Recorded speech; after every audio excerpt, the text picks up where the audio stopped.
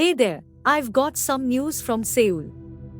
The military has informed a village that the South Korean military has been firing at sea. North Korea has also been busy, firing over 200 artillery shells near to South Korean islands on Friday.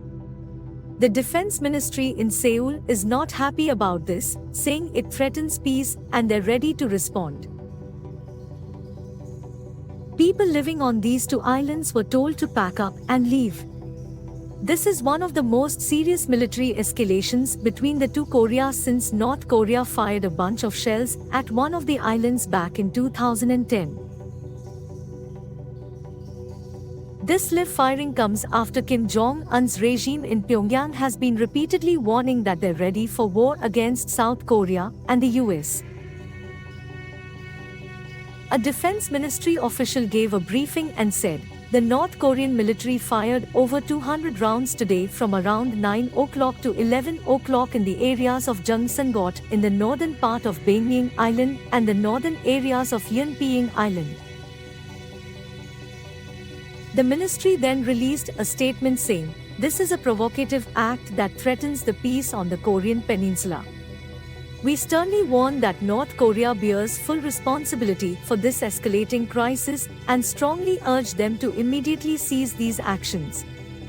Our military is keeping a close eye on the situation in coordination with the United States, and we'll take appropriate measures in response to North Korea's provocations.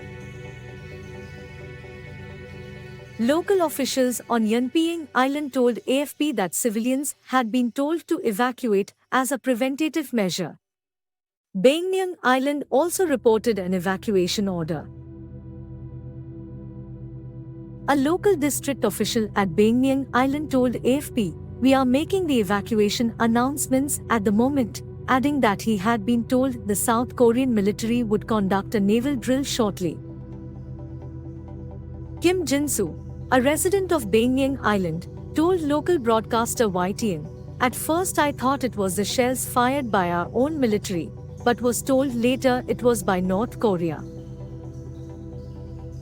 Back in November 2010, Pyongyang fired 170 artillery shells onto Yeonpyeong Island, killing 4 people including 2 civilians. This was the first North Korean attack on a civilian area since the Korean War from 1950 to 53. Relations between the two Koreas are pretty bad right now, after Kim made the country's status as a nuclear power official while test-firing several advanced ICBMs. Kim has warned of a nuclear attack on the south and called for a buildup of the country's military arsenal. He's even said that armed conflict could break out any time.